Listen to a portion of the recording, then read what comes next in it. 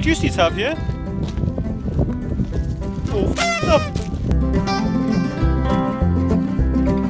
Just looking for all the f***s that I give about your excuses.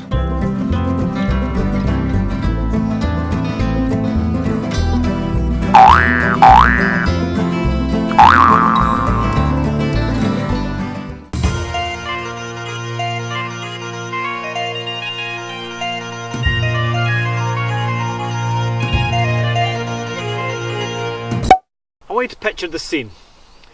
You've got you sat there right now watching this video, and this is the current you. And then you've got the future you, the dream you, the way that you're going to end up.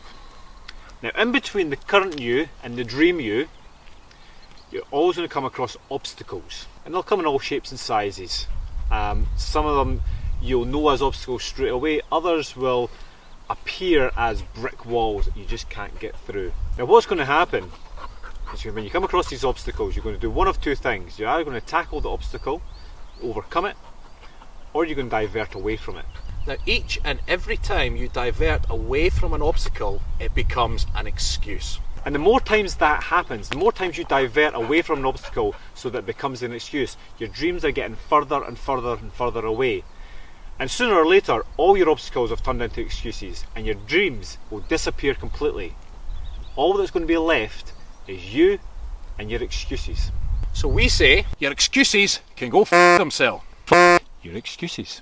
Go f*** your excuses. Go f*** your excuses. Your excuses can get to f***. So I want you to consider what an excuse actually is.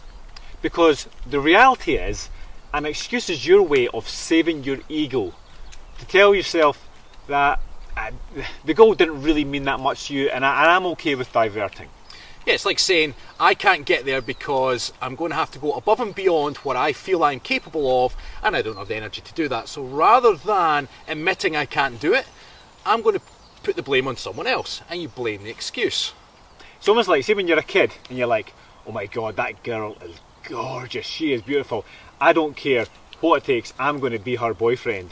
And then you suddenly realise that her current boyfriend is this monstrous guy who plays rugby and does judo and is a bit of a badass, and you're like, nah, it's okay, I didn't really fancy her anyway.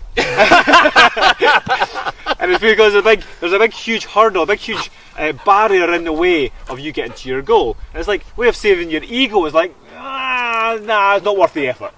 Okay, and that's all an excuse is. It's your way of saving your ego.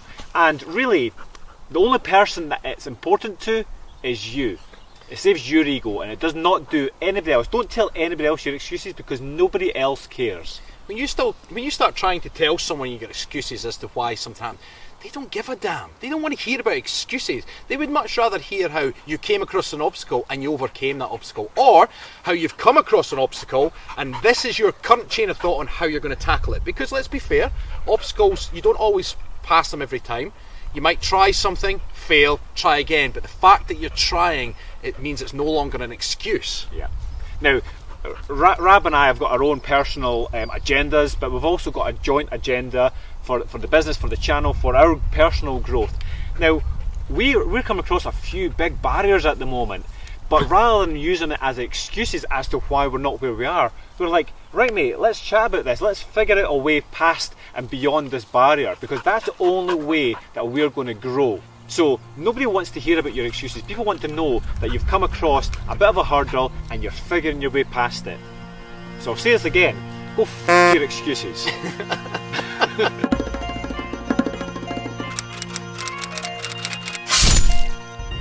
What do you mean the big trees are stealing your sunshine? I didn't want to hear your excuses. Your excuses, Bush.